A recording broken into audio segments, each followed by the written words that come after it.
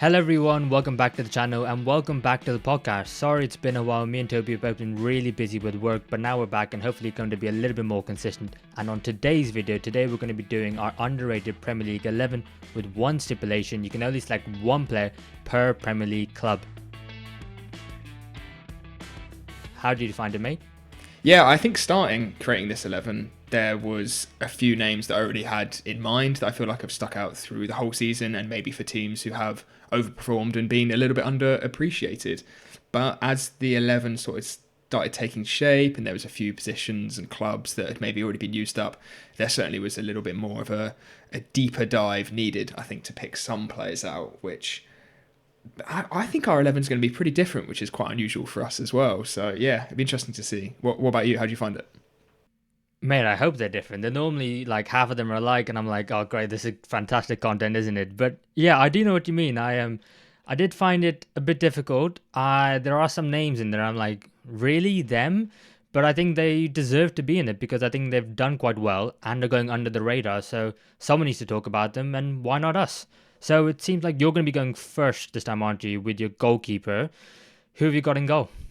Yeah, I have gone for Henderson of Crystal Palace in goal. I think he has possibly maybe been the best performing keeper in the league. I mean, certainly statistically, 6 clean sheets, 75.6 save percentage, which is third. He's got the best post-shot expected goals plus or minus for goalkeepers. And Crystal Palace have the second best defence in the league with only 11 goals conceded.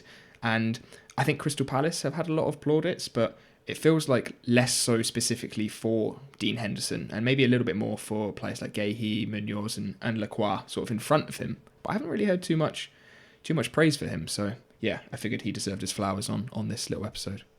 Yeah, he's definitely been one of the best goalkeepers so far this season. It is difficult though with the whole underrated thing. I actually think that Dean Henderson is probably fairly rated, but I do have a couple of other names which are probably along the same lines as well. But I don't think that's a bad shout at all. I do think that for England with his performances for Palace, he cemented himself clearly as the number 2 choice for England. I don't think that's a debate anymore. It's Pickford then him, and the debate is really about the third choice. And I think Henderson is, maybe another player we talk about with Man United a lot about maybe they regret selling. I think he's one, but would he become the player he is now if he didn't go out and get those game times? Maybe not, but I definitely think he deserves the plaudits. For me, I've gone with the player who I've criticised heavily in the past and on this podcast. One that I've gone on record and said that I don't actually rate too much. But I actually think he deserves the credit this time around because I think he's made a marked improvement in his performances. And I think apart from the Man United one where he got sent off, I think he deserves to be in this 11. And for me, that is Chelsea's Robert Sanchez. I think 13 Premier League matches so far, 10 goals, but that's from an XG expected of 10 as well. So he just matched that. He hasn't overperformed or underperformed, just matched it. He's got a save percentage of 68.8%. Not amazing, but not terrible either. And I think for me, the thing that I've really noticed and really highlighted to me how much of an improvement I think he's made is his coming for crosses. He comes for 14.4% of all crosses, and that's the most in all of Europe's top 5 leagues so far this season. So for me, much maligned, and I think sometimes the mainstream media narrative is slow to pick up with the actual narrative of what's going on with the player because not everyone watches every game. But I think Robert Sanchez has made a massive improvement, and I think at the moment he's probably underrated. I don't know if that's a good take or a bad take, if I'm honest, mate. Yeah, I think it feels like Henderson and Sanchez are maybe on two sort of opposite ends of like the same spectrum of underrated, where Dean Henderson has been really fantastic and is still rated, but maybe a little bit less so. Whereas I think Sanchez has been much better and pretty good, but is definitely overhated. And I think there's still that sort of like meme narrative that he makes loads of mistakes and that he doesn't look confident. When I think those stats show of him coming for crosses is something that he has improved on vastly. And I don't know whether when I watch him, I feel a little bit shaky and a bit nervous because of what he was like in the past or because of how he is now. And I think probably a lot of that is just maybe the narrative around Sanchez and his performances are actually something that should make you more assured and confident in him. And Chelsea's defence overall has been really good this season too. And he's been a big part of that as their starting goalie. Yeah, I completely agree with that. And also, I think for Chelsea in general, because they're performing quite well, people are talking about them potentially being in a title race. I don't think I can really mention, well, in my opinion at least, a Chelsea outfield player for an underrated 11 because I think they're all being rated quite fairly or highly. So that's why I went for him. And that's maybe a hint why I didn't go for Dean Henderson in goal because I think I want to use my Crystal Palace slot because I do think they're doing well, got a lot of really good players. I want to use that later on at field. So yeah, I think that was my thinking behind Robert Sanchez. But two, I think fair picks to start us off with. Do you agree on that? Yeah, I think they're solid. Both good keepers having good seasons, and yeah, maybe a few more plaudits needed for them. All right, then go on. Who have you got at right back then next? Yeah, right back is actually my Sunderland pick, who were, I'd probably say, were the surefire team to get in here, given the season that they have had so far. And I think a lot of people are talking about how good Sunderland have been, but less so specifically about a lot of their players. I feel like maybe aren't getting as much credit as they deserve. And I've gone for Mukiele at right back, who has come straight into Sunderland and has been fantastic, especially defensively. Stats wise, he's top 10% for interceptions, top 2% for clearances, and top 1% for aerial duels won of all European fullbacks. And Sunderland's defensive record has been so good this season that almost any of their backline, I think, really could go into this side. Yeah, I think he's an outstanding pick. I think honestly though, I think you're right with you could pick any Sunderland player, but maybe apart from Granit Xhaka, just because of the fact that everyone's loved him, Yeah. his story, his return, and now he's captaining the side as well, taking them from a newly promotion to now, challenging for Europe potentially. So I think, yeah, I think you could have picked 10 out of 11 Sunderland players, and that's, no one would have Yeah. batted an eyelid. For me at right back, I've gone for my Brentford pick at right back actually, because I really like Michael Coyote because I've watched him week in week out, and I just go, he just does nothing wrong. I think he had a bit of a howler for one of Brentford's goals on the weekend, but I do think apart from that, he's been really, really exceptional. And this one stat I couldn't believe. He averages 11 throw-ins per match, which is the second most in all of Europe, only behind Diego Rico of Getafe. So if you want to talk about Brentford and the long throws, well, the Spanish league is also doing it. But I think apart from that, he is just incredible. Averages 1.7 successful take-ons per 90 for a defensive right back who plays for Brentford. I think that is absolutely phenomenal. He's good going forward. He's good going back. And the fact that he's still only 21. He's still only 21. He joined on loan in January and then the move got made permanent in the summer. I think he's a fantastic fullback. And yeah, there are so many great fullbacks right now, but I think in terms of going under the radar and potentially the next big one is going to make a move to a bigger team. His long throws in itself is now an asset in the Premier League and how the style of play is going at the moment. But the fact that he's got his all-round play as well, give him a couple of years, I think we could talk about the next big thing at fullback in the Premier League. Yeah, and maybe Diego Rico's one to look out for in the next transfer window. If Brentford pick him up for the other side. Yeah, Code is a really good pick because I think there has been a lot of talk about him, but it seems to just be like about his throw-ins, and maybe he's one of those players who I think has been gassed up sort of in like the, I don't know, like less so in the mainstream media, and more so maybe just like pockets online. But yeah, he's a fantastic player, another brilliant sort of Brentford player who. Yeah, Brentford is a really interesting one because again, I think there's a few players you could pick from there, and I think there's a few players you could pick from there who have been so good that yes, they have been rated and have had a lot of people talk about them, but it still maybe doesn't feel like enough, especially compared to the losses that we saw of Brentford in the transfer window, losing in Mbeumo and Wissa, and how solid they still have been and how well they are still playing at times is, yeah, like Sunderland, just two clubs who, yeah, just deserve a lot of praise, really, I think, especially with expectations coming into the season. Yeah, absolutely, and not just the players themselves, but also Keith Andrews, the manager, never been a Yeah. first team manager anywhere else in football. Done a couple of set piece jobs, and also been assistant manager to I think Chris Wilder as well at Sheffield United. One of the times they were in the Premier League. So I think everyone at Brentford has done fantastically, and obviously no surprise that they're in this one as well. I'll go first for the other side of the left back position, and I've gone for my Nottingham Forest pick. I've gone for Neco Williams. And one word I wrote, the first thing I wrote was consistency. And I think that's sometimes an issue with being highlighted as doing a really good job because you're often looking for stand-up performances in games, in big games, which catch the imagination and the attention of a lot of viewers and audiences. But I think Nico Williams has just been consistent. both at right back and also at left back. Obviously, with Ola Aina picking up a long-term injury, he's been out. Nicola Savonas after coming in at right back, the young right back from Italy. So therefore, Nico Williams has to go out to left back. And I actually think that by going to left back, he's actually performed really, really well and actually better than on the right hand side. Sometimes he looks a little bit jinky because of the fact that he's cutting inside on his right foot and then having to put in a cross, and it's not one fluid motion and doesn't look natural. But I think he's been absolutely phenomenal for Forest. Always done the job, never put a foot wrong. And the fact that he started every single minute so far for Forest, considering the fact that they've had 3 different managers, just goes to show the fact that he's so highly rated at that club. I think for me, I had to go with Neco Williams. There was a couple of other Forest players I wanted to put in, but they haven't had an amazing season. And I think there are a couple of players who are, like the Elliot Andersons, who are being highlighted immensely by the media. So I thought I needed to go for someone who hasn't been, and I thought it should be Neco Williams. Yeah, that's a good pick, and like you said, he is sort of that. He is just Mr. Consistent. He's one of the most consistent players in the league, I think, in terms of his performances. I found it difficult to get a Nottingham Forest player into my team, I would say, just overall, because I think they have been really disappointing this year. And I think there have been some players, like you said, like Anderson, who have stood out and performed well, but it feels like a lot of their players have maybe underperformed this season, but maybe that's the case for them being underrated. Like, since they've had the turnaround under Sean Dyche and they have been playing much better, then maybe these players now, that expectation has flipped. So I think that's a good pick, and like you said, a player who can play both sides is always a great asset to have.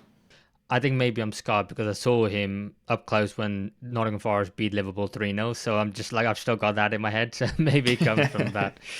Who else have you got at left back, mate?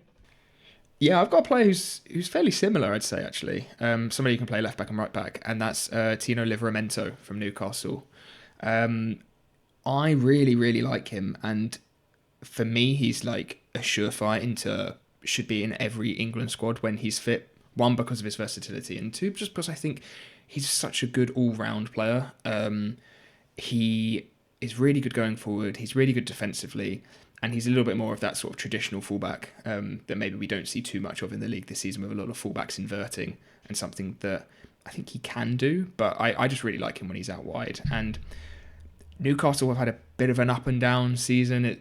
Week in, week out, it feels like you never quite know what you're going to get. But I think with Newcastle's defensive injuries and the way Livramento has stepped in a lot of positions and a lot of different games, and I think he's performed really consistently, like you said, for Williams. And there hasn't been too many shouts for him, and I think how well he's performed this season. Yeah, would you go as far to say he's one of the best right backs in the league? Because that conversation is often talked about with Reece James, but he's in midfield now and doing excellently, so I don't know, during Timber. Yeah. Do you think Livramento makes the top 3 behind those two? Yeah, he's definitely top 5, I think I would say. But yeah, the right back situation in the league is weird at the moment. Like, you've got Mateus Nunes playing right back at City, and like you said, James now playing in midfield, and yeah, like Porro and players like Dallo at United sort of being more wing backs and stuff like that. So I think traditional fullbacks, yeah, he's definitely up there, yeah, for me. And like I said, I think I was going to say he should be sort of sniffing around, maybe looking to start right back for England. But again, England just have so many right backs, it's just impossible to call, really, isn't it? Yeah, but if Reece James ends up going into midfield at some point, and then, all of a sudden Livramento, kind of like James and Gusto do for Chelsea, and I think Livramento is definitely a much better player than Gusto. So there is something, and I think if he just has to stay fit, keep performing well, I think he'll be absolutely fine. Should we then go on to our centre backs? I'll go first with one of mine, because I didn't want to use my Newcastle player on a fullback, but I wanted to use it on a centre back, and that is Malik Thiaw. I think I underestimated how good of a signing this was going to be in the summer, and he's definitely proven it to me of how fantastic a player he is based on his performances so far. The fact that he's come in and he started 11 times in the Premier League for Newcastle, and for a fee of just £34.6 million, I wasn't sure of him, of what little I did see of him when he was at AC Milan, but he's come in and he looks so composed. The fact that on the ball, for a young defender, he's 24, and he doesn't necessarily dive in straight away when someone's running at him, and the fact that his timing is impeccable in the tackle, and the fact that he looks so calm and composed on the ball, he just gives it. He doesn't do anything fancy with it, and then he can also be a threat from set pieces, as we saw against Everton when he got his 2 goals. He wasn't in my FPL team, but none of the good players are, and I just think to myself, I think there are so many better clubs who, no offense to Newcastle, that are looking at Malik Chan and going, God, why didn't we take a punt of him in the summer? And I think now, based on his performance this year, I think he's been one of the best centre backs in the league. So give it a few more weeks. I think we'll be talking, well, not a few more weeks. Give it to the end of the season. I think potentially he'll be in the shout with the centre back of the season and being in the team of the year if he keeps performing the way he does, because I think he's been absolutely phenomenal. So that's one of my first centre backs. What are your thoughts on Malik Chow, and do you think he deserves to be in the side? Yeah, he has really gone under the radar. I think with Newcastle's season, like I said, being a bit up and down in terms of Livermento. I think it's the same for Tio, and maybe only started being talked about because he bagged those 2 goals. I think he's got himself more into the conversation, and he's getting a little bit more praise. But I think if you look back since literally the start of the season, he's come straight into the side and has been so good. And again, it's similar points to Livermento in terms of a side that have had a lot of injuries in their back line and a lot of change. He's been great, and it seems like he's been like the one who's been there for years. When you look at their back line, he looks that composed. Yeah, if you can get Tiao and Sven Botman together fit consistently, what a centre back partnership that would be, an example of really smart recruitment by Newcastle, who can't necessarily spend a whole lot of money. Do you want to give us both your centre backs, and then I'll give you my last one after that? Yeah, nice. So the first centre back I've gone for is from Aston Villa, and that is Ezri Konsa. He has been really good for Villa, and a Villa side that started the season pretty poorly, but I think consistently through the season have actually been really good defensively. 5 clean sheets, which is the third best in the league, and 11 goals conceded, which is joint second best in the league with Crystal Palace.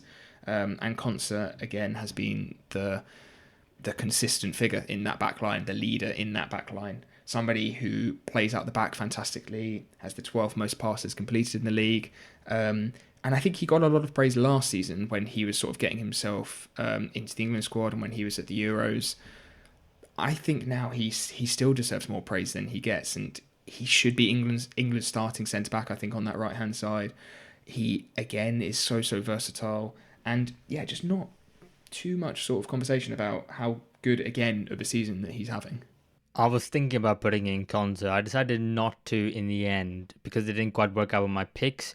But I definitely wanted to mention him, even as like just a shout out of someone who I think deserves to be in one of the undeserved 11s. But I'm glad you brought him up yourself, because I do agree. I think he's gone so under the radar, and I think Villa in general, considering the fact they're in, at the time of recording at least, they're in the top four, and considering the start they made to the season, the fact that they're there now and doing so well, I think the backline deserves a huge amount of credit, especially because I haven't really rated Emi Martinez's performances so far this year.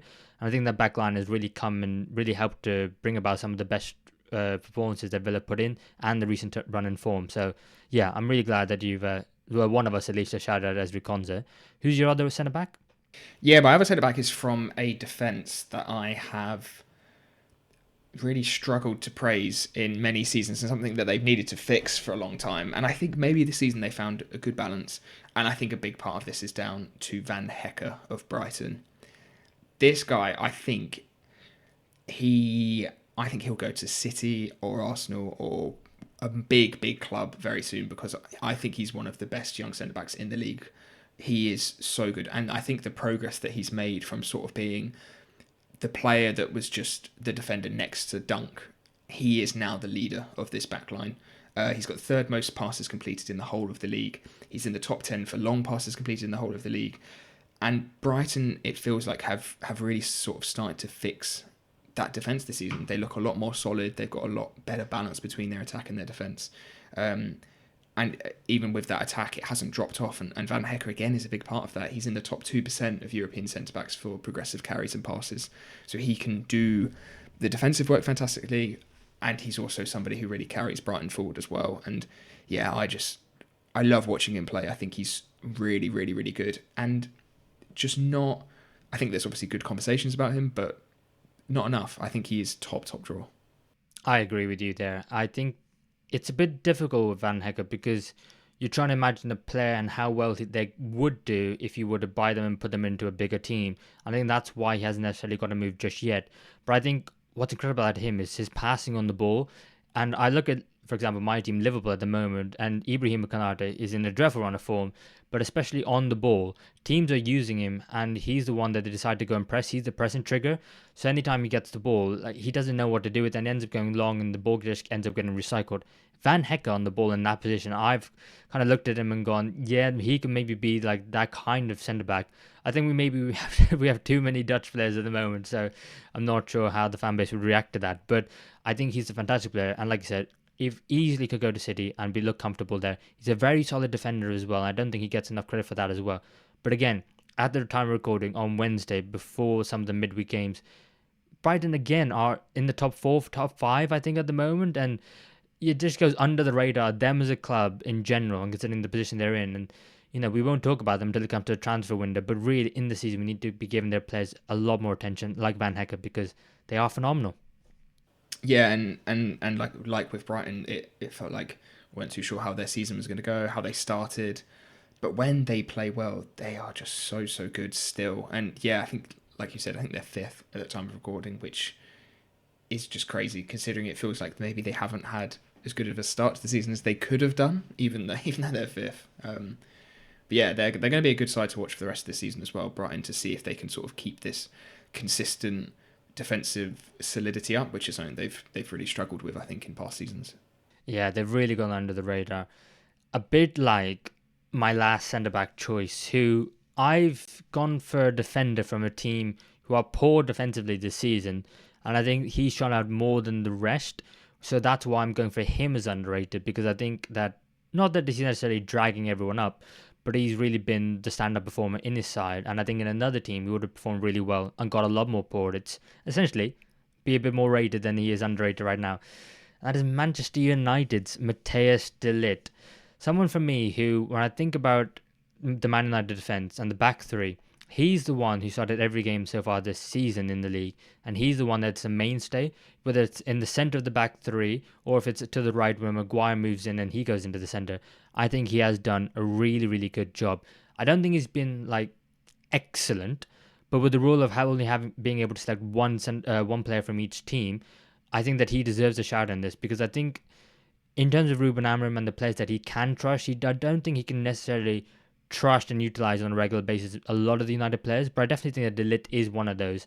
And when you consider the fact that the right centre back is constantly changing, the left centre back is Luke Shaw, and I don't really rate Luke Shaw with his performance so far this season. The fact that he's got a goalkeeper behind him in Sen Lemens, who's still young and new to the league, the fact that he's the one constant, I think to me shows the fact that Ruben Amorim really rates him, and whether you value Amorim's opinion or not, you can still got to take into account he's still a starting centre back for Manchester United and still doing really, really well. Got one goal so far this season, which was that goal against Tottenham at the dying embers of that 2-2 game. And I think for me, looks a lot more composed, looks to really be growing into that Man United show, which is not something you can say for a lot of these players because they seem to become timid as soon as they get into the show. But I think he's growing into it. I think he's performing better and better on a weekly basis. And I think for one going forward, the guy Man United are going to be trying to put their defence around, at least for now, I think. And I think that he deserves that based on his performances so far this season. Yeah, I really like that pick. De Ligt has been that one player in that Man United backline who looks like consistently comfortable. Looks comfortable on the ball. Looks like he's leading that backline, and it's difficult with De Ligt to remember that he actually is still quite young as well, considering because he's just started his career so early, and I think he's had a few difficult seasons with moves and not settling in as a starting 11 player, and it feels like now he's had a really good run of games. He looks like Man United's best centre back. I think, like you've said, they are going to build that defence. Maybe not necessarily like around him, but with him in the forefront of their minds that he's going to be in there for a decent number of years now if he keeps playing as he is. Yeah, and especially I think it's good to see that sort of like clear improvement from when he signed, when Amorim came in, and yeah, he looks a lot more comfortable there now and definitely a leader there. Yeah, he's 26, so just entering the prime of his career as a centre back, and like you said, with the experience he's already got in different countries, in different leagues, I think that'll put him in really good stead. I'm assuming that's a defence sorted then, as long as you haven't gone for a back three. No. Yeah, that's 5 players down, and we haven't got any matching yet. This is unprecedented territory. I know. Imagine we go the whole 11 without picking a singular similar player. I think that'd be one for the ages. Yeah, that'd be Um, crazy. I am assuming though that you've gone for like a 4-3-3 or 4-2-3-1, something like that. Yeah, I have got a 4-3-3, but Okay. there is absolutely no balance to my midfield at all. What have you gone for? I've gone for a 4-3-3 as well. Maybe a bit more like a 4-1-4-1. I think the two Okay, centre nice. midfielders are a bit. They're not really that attacking, um, and one of the players is out of position. So maybe we should see as we go along. So I think Yeah. it's fair to say we have you kind of got a defensive midfielder or someone more defensive. I've got someone more defensive, but it's not by much. But I'll go for them first. Go on, My first go pick on. actually is from Man United as well, and it's Casemiro. I think this is a similar situation to Robert Sanchez, where yeah, he has had a stinker since he's come to United. Outside of his first season and outside of this season, he's had a lot of mistakes, a lot of question marks over him, a lot of question marks over the price they paid and the contract he was given. I think this season he has been really consistent for Manchester United and has looked a lot more solid, not making any mistakes. And I think with Man United maybe looking more solid as a whole, I think a big part of that is down to Casemiro and the control that he is having in that midfield at the moment.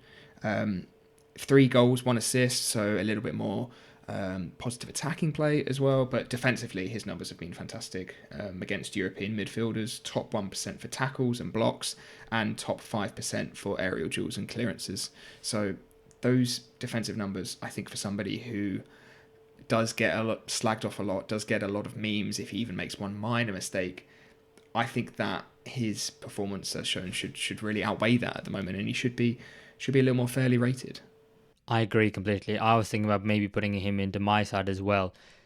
And after the whole Jamie Carragher leave the football for the football leaves you, it was kind of like, right, you're done leaving, and that's it. Go to the Saudi Pro League. And the fact that he's made a recovery to the fact that we can put him in the underrated 11 like this. The fact that he's ousting Manuel Ugarte and Manuel Ugarte himself hasn't been great.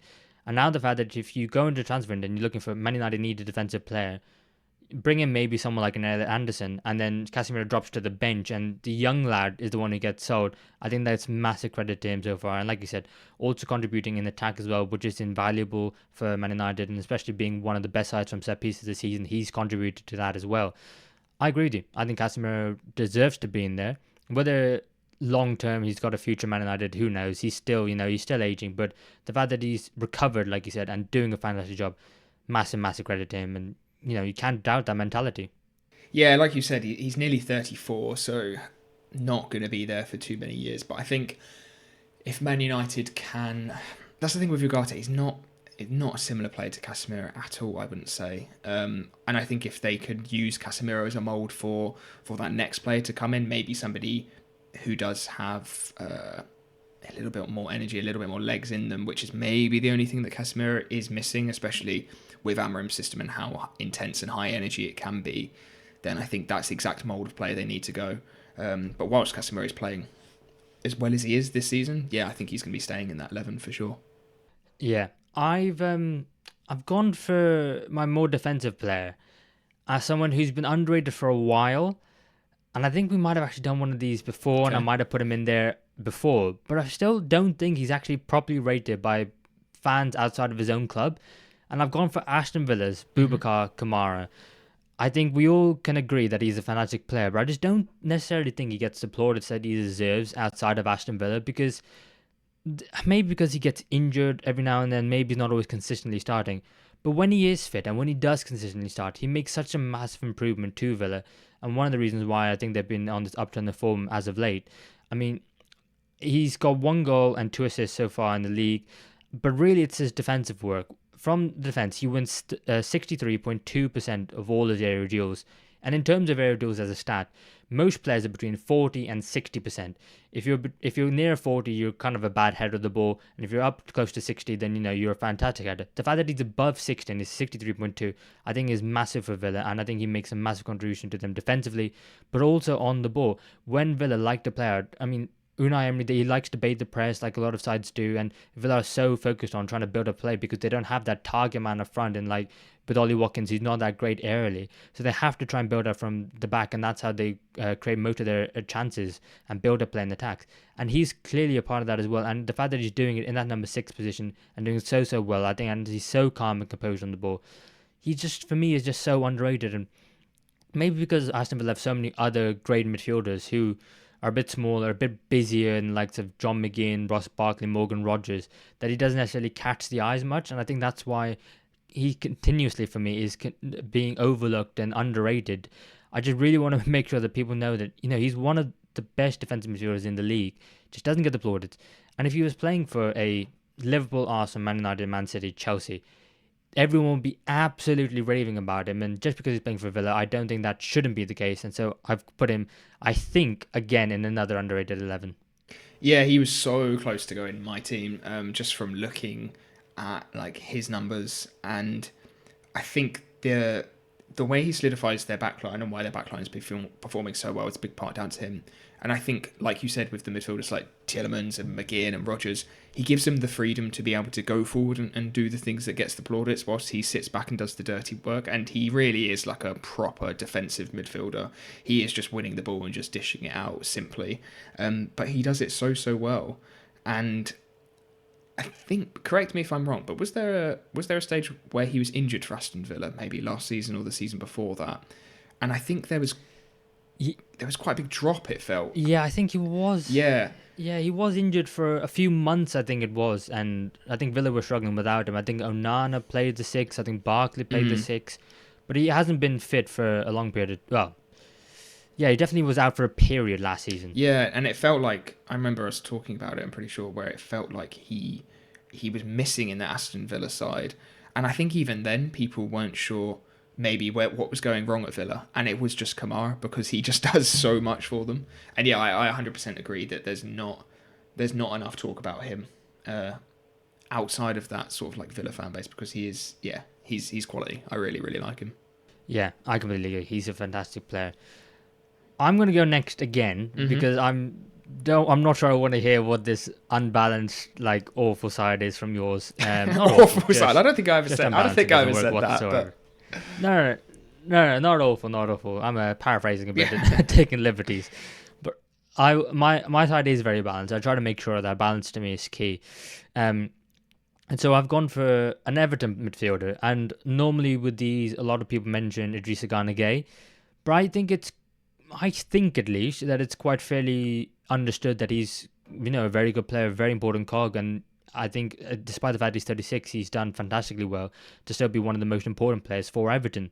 But I think in terms of underrated, I think one of his midfield partners isn't getting as much credit as he deserves, and to me that is James Garner. 1 goal, 2 assists so far this season, does fantastically well in the midfield. But not only that, when he first joined Everton from Man United, he was being used at right back as well because they were having injury issues with Seamus Coleman. I don't think they trusted Nathan Patterson, who was a bit young at the time, but also injury prone as well. And the fact that he's had to work his way to get into the Everton side, into the position that he wanted to in midfield. And now he's actually really excelling. His passing is not necessarily out of this world, but really good. And the amount of progressive passes he makes, and the fact that he can link up play with the players in front of him. Because I was thinking to myself, if I think of an alternative Everton 11, you could probably have Gana Gueye, you could probably drop Dewsbury Hall into the midfield alongside him, move Jack Grealish into the number 10 position, move Iliman Ndiaye from right wing to left wing, and then bring in like a Tyler Dibling to the right wing, and then you can go super attacking if you wanted to. But it's a real testament to him that David Moyes feels that he can't do that, and he has to play Idrissa Gana Gueye and James Garner because of the fact that the balance they bring to the midfield and they work so well together. And especially with Gueye going to the AFCON with Senegal, I think Garner is going to be so crucial for them in midfield and taking up that defensive midfield role. So for me, I think in terms of underrated, no one really talks about him. Definitely been on the up since his move from Man United. Definitely should have more of a shout for England. Not necessarily, I think, in the team, but definitely more of a shout. And the fact that no one's even mentioning him, I think he's had a fantastic start of the season so far. Yeah, it'd be really interesting to see how the Everton side evolves, with maybe Garner having to sit back and be a little bit more defensively and a little bit less freedom to go forward if Gueye's not there alongside him. and maybe then there'll be a few more plaudits for him. But I agree. I think he's been really consistent since he's played for Everton, and maybe that's the case with a few of these players where we're saying they're so consistent and they never really have like a terrible game, but they never really get the plaudits. Maybe that's why, because they don't have like a game where they've gone and bagged 2 goals and an assist or a hat trick or something like that, or a standout performance that then makes eyes shift over there, whereas they're just going under the radar, getting those sort of 7 out of 10s week in, week out, and that's not really the headline grabbing stuff, even though they're doing such a fantastic job for their team. I tell you what, if more people did combined 11s with Everton fans and, trying to do with an Everton team, I wonder the amount of Everton fans who'd be like, no, James Garner's got to start because he's that crucial for us in that midfield. He's that underrated player, in my opinion, that no one really talks about because he's not the defensive destroyer. He's not the great number 10. He's just the one in the middle that links it up all perfectly. And yeah, I think you've hit the nail on the head. He doesn't necessarily get the goals and assists. That's why he's not necessarily in the headlines. Go on then. Let me hear this unbalanced midfield that you've got. Okay, so my next player is another number 6, and it is Martin Zubimendi of Arsenal. Maybe it's difficult with this being an Arsenal fan. I feel like you could have so many sort of players of your own club in there because you watch so many more games, and it's easy to see how good Premier League footballers are. Who would have thought? But Zubimendi, I think, has been so under the radar. How influential he really has been in our season. There's been so much talk about how good defensively we have been. A big part of that is down to Zubimendi in the way he breaks up plays and breaks up counters. A massive part has also been about how good Rice has been. Zubimendi does the dirty work and the simple work and allows Rice to have that freedom to go forward, to get goals, to get carries, to get assists, which is grabbing the headlines. And Zubimendi is just happy to just sit there, do the basics, and sort of be that sort of like metronome in our team and really control the rhythm and keep things moving nice and quickly without sort of getting forward and getting goals and assists himself. I mean, he's got 2 goals and an assist in the league, which is a pretty good return for a defensive player. But yeah, for me, he just has been the sort of exact player that maybe we've needed for the last sort of 3 or 4 seasons to allow Rice to have that freedom. And yeah, the balance he brings to the team has been, so underrated, I think. Yeah, you didn't necessarily have a major problem in that position, but then as soon as Zubimendi enters that midfield, you then go, oh, okay, do you know what? There's levels to this, and he's so much better than anything we had before. And I also think that with Arsenal and their midfield options that you do have, you've also got going forward Rice, Eze, Odegaard. There's maybe an argument that, if you're going super attacking, can you get those 3 in the team together? But actually, I think if you're playing a big Champions League game, maybe say hypothetical, you get to a Champions League final, Zubimendi is absolutely starting in that 6 because what he can do for you in the build-up and defensively, I think he's been one of the signings so far of the season. I mean, there's a lot of signings, a lot of money has been spent on them, but the money you got him for, the fact that he's hit the ground running. I think that first game against Manchester United on the opening day, it was a bit basketball-esque, and I did think to myself, is he going to be able to cope with it? But then he's taken to like a duck to water, and he's been absolutely phenomenal. I don't actually think that's too unbalanced from you. Do you want to finish us off with your third one? Is this where it all goes, Yeah. It is another player who's basically the same as Zubimendi, and it's Nico Gonzalez. Okay. Okay. Yeah, for Manchester City. I think he had a bit of a difficult start to his career at Manchester City, I would say. He was sort of coming into the side when there was all the talk about how Manchester City have really struggled without Rodri, and he didn't feel like a direct replacement in terms of quality, and it still felt like Rodri was missing.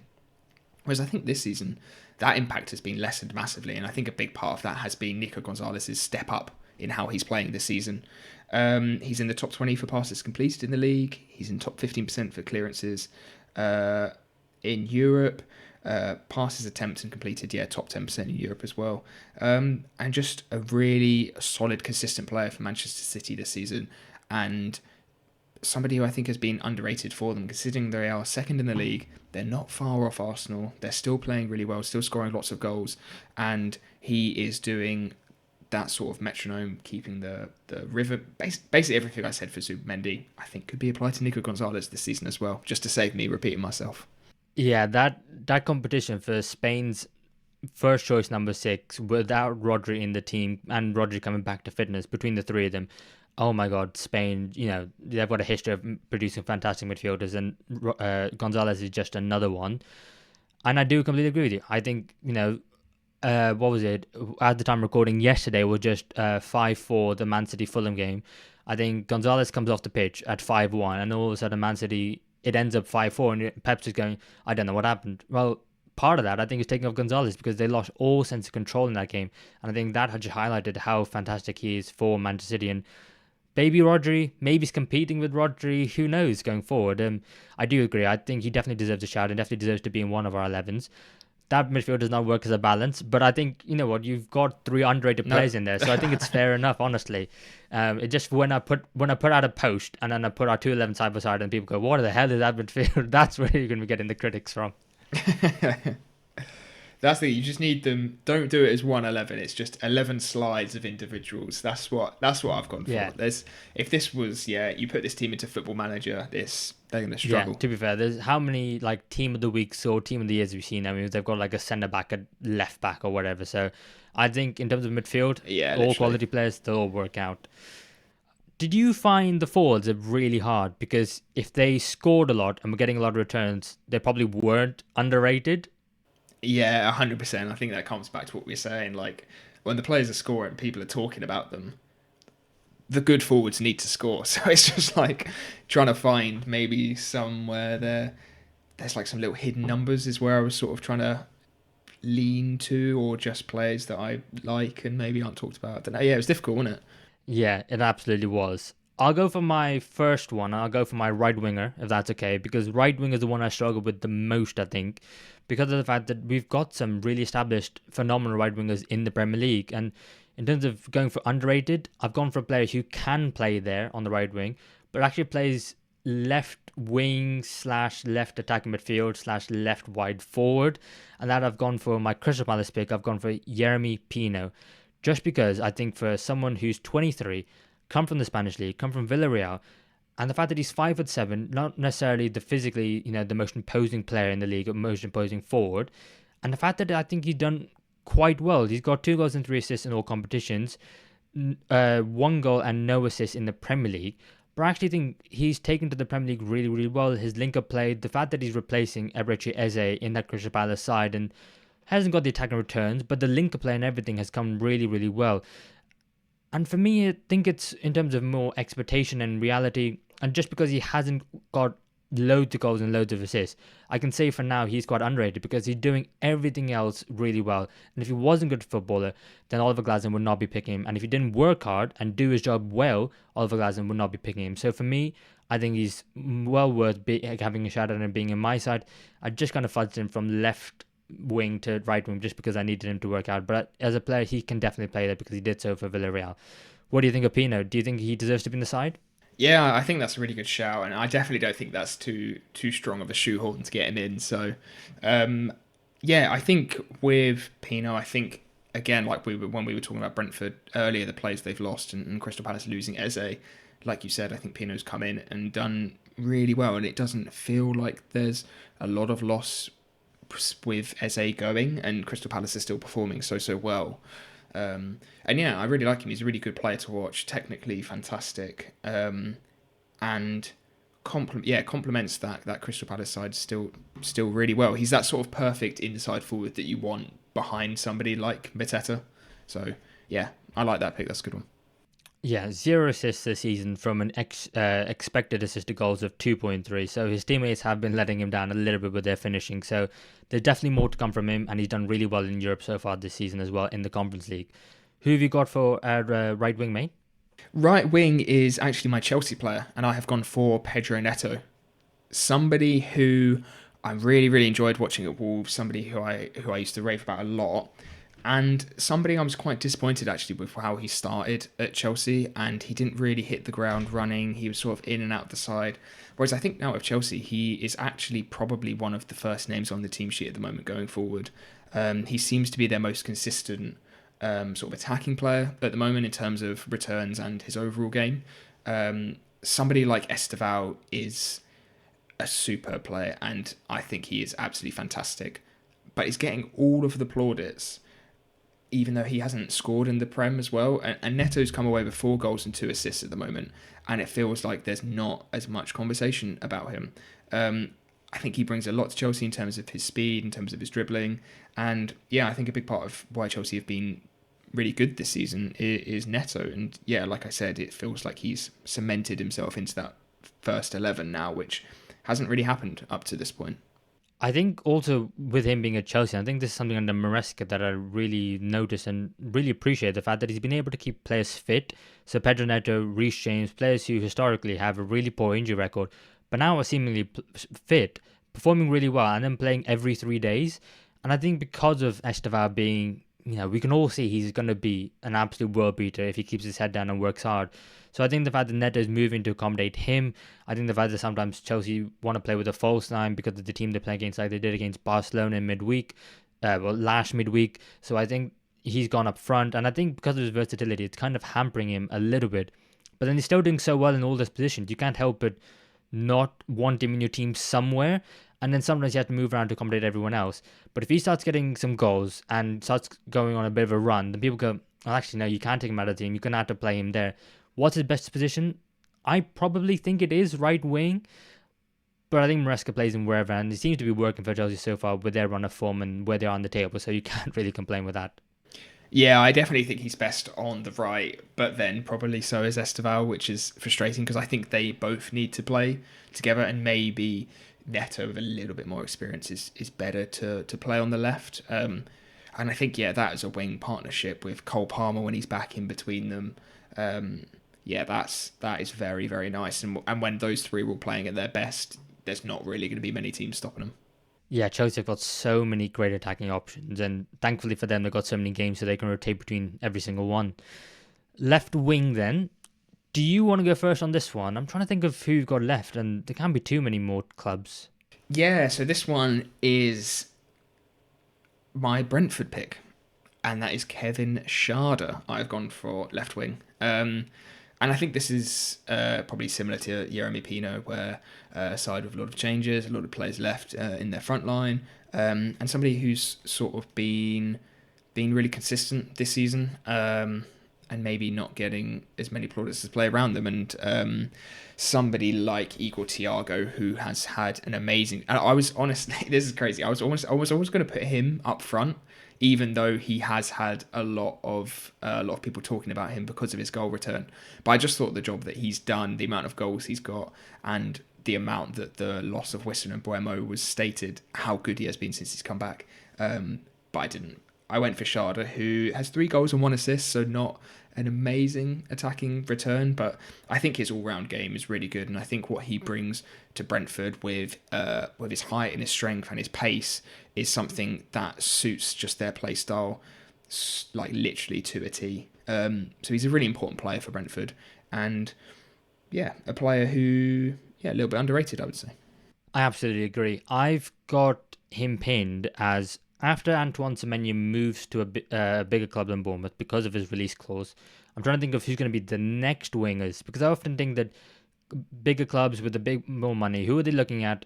Try and buy a player before they have this amazing run of form, before they explode, and then everyone wants them. They're going to cost like £100 million. And I think after Semenyo leaves, I'm looking at Kevin Schade. I'm looking at the likes of Yankuba Minter, Brighton. I'm trying to think who it could be, and I think I've really got my eye on Schade because he got 10 goals last season. He's on course to probably get 10 goals again this season. That consistency, if you can do it week in, week out, he's still a bit raw, but like you said, how old is he? Is he 23 right now? I think he might be 24 just. Yeah, he's still entering. Well, he's still a few years off the prime of his career, so I think he's definitely going to be the one to watch. And with that pace is absolutely frightening. I don't think there's any defender in the Premier League who can keep up with him on a 1-to-1 race. So, yeah, he's definitely. I think that's a very good shout, and one of the future. I think he's going to be absolutely amazing. Yeah, like you said, even last season, I think he could be in an underrated 11 as well. Especially, he had a really good run. I think it was maybe like 3/4 through the season where he got a hat trick, and then I think he got 1 or 2 goals in a game not long after that. And yeah, maybe getting that consistent goal scoring is something that's going to sort of take him to that next level, which would be really good to see. Who what attackers do you have left? Do you have a left winger, a striker, or have you got number 10 as well still floating around? Yeah, no, I've got my two midfielders are two eights. I've got my left winger and my striker, and my left winger is an established Premier League player, a bit like yours with Neto, but he's a few years older. And for me, this is a player who I think everyone rates, but actually, I think in terms of when we talk about some of the best left wingers in the league, he doesn't get a mention, and I'm starting to believe that maybe he should. And that is one of your boys, Arsenal's Leandro Trossard. I think a player who has been underrated for a long time now, and actually a player who I have to personally give an apology to because I'm not sure I said it on the channel, but I definitely thought it and maybe had conversation with you like off screen when we met up in general life about Trossard and what does he give to Arsenal. He doesn't have the pace or the raw athleticism of like a Martinelli. He doesn't have the height or the physicality of someone like an Antoine Semenyo. What is it that Trossard does apart from being a little bit versatile and then popping up with a couple of goals here and there?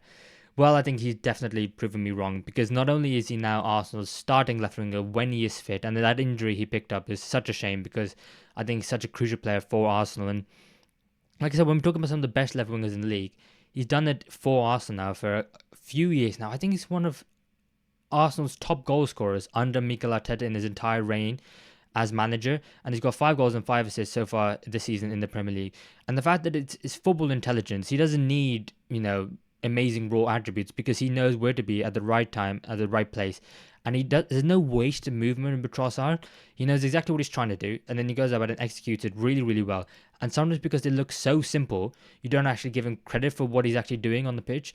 And the fact that he's always in the right space at the right time, getting goals and assists now to his game as well. I think the Chelsea game last weekend, I don't think Arsenal were at their very best. They look a little bit lethargic to me, and I think that was understandable with the week they had, two massive games prior to the Chelsea game. But if you had Trossard in that game, someone who could just produce a moment out of nothing, he's the one who could have done that for you, and you would have gone, well, we didn't play well, but thank goodness we got the win, so that's all that matters. And Trossard would have done it for you, and for me, I think one that is rated, but not rated enough, and I think he needs to get even more applauded so far. Yeah, Trossard is one of those players where he is normally only praised by people saying that he's underrated, and it feels like he should be at the point where he is rated, so then he's not being called underrated all the time. And with sort of Martinelli and Eze, Trossard is at the moment our best left winger. Eze has been playing really well centrally, and I think that is his best position in midfield. Martinelli has been really good off the bench as a very different player to Trossard, and maybe when we're playing against a team where we need that pace and that sort of one-on-one drive is somewhere where you want Martinelli. But most of the time, the way that we play and the way that we control games is Trossard is that perfect player, drifting in those half spaces, so clinical, can pick out a final pass, and is just somebody who is, like you said, he's not amazing at anything. He's just really good at most things in the forward position, and I think having a player like that is just great because it makes him really versatile, not only in positions that he can play, but also in game scenarios that he's going to be in. So yeah, I definitely agree with you that he has been underrated, especially this season. And yeah, it's a shame that he's had that injury, just as it felt like he was maybe being Arsenal's starting left winger for sort of the first time since he's joined. He's been like in and out throughout his whole career, really. So yeah, and that leaves us with just our strikers.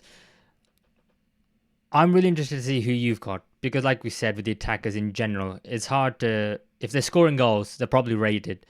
But if they're not scoring that many goals, they're probably not rated and maybe perhaps a bit underrated. Do you want to go first on your last pick? yeah, and this was a difficult one because I had two players to go between. Maybe I'll say my second one if it's somebody that you've gone for as well, because that club is still waiting, I think, in your team. I have gone for Callum Wilson of West Ham. Is that laugh that we've had the same striker? Is it 10 players gone? Yeah. We finally got the same one. I have also gone for Callum Wilson. Yes, you are right. Nice. Yeah. 10 players, all different. The last one, of course, you've got to have one player similar. Yeah, so 4 goals in 5.5 90s in terms of minutes. He's overperforming his XG by 1.3. The second most shots on target per 90 in the league, which is crazy stacks, especially considering how West Ham have been playing and how poor they have been. To be able to for him to have those chances and to shoot so accurately has been really good. And a player who has, it felt like his career was almost like over. I would say at one point it felt like he was just maybe going to be bounced around Prem clubs as a bit of a sort of experienced player in the dressing room, player on the bench. He's now solidified himself as West Ham's number 9 and almost pushed Jared Bowen back out to the wing so that he can play. I think is a really, really good achievement for somebody at his age and maybe where it felt like his career was heading to. And now it'll be really interesting to see as the season goes on how West Ham play and how Wilson plays and how many goals he can get. He could, easily get into double digits, which would be so good to see. Yeah, when he left Newcastle, I don't think there were as many suitors for him as he thought he would have.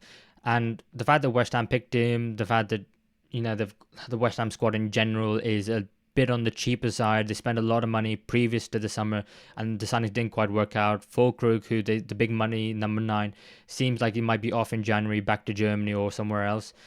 And the fact that he's on a pay as you play contract, so if he doesn't get those games and get those minutes, he's not going to be getting that money that he feels like he probably deserves. So maybe that's an incentive that's really helped him. But the fact that he's got his 4 goals from just 497 minutes, I think, is absolutely incredible. And yeah, maybe a bit of a stigma, old English player over the hill, just there for one last payday. But actually, he's been one of West Ham's best players this season. So yeah, Callum Wilson in my side as well. And to round off our teams, do you want to run through your entire team 1 to 11 just before we finish? Yeah, sounds good. So I have Dean Henderson in goal. I've got a back 4 of Mukiele, Concert, Van Hecke and Livramento.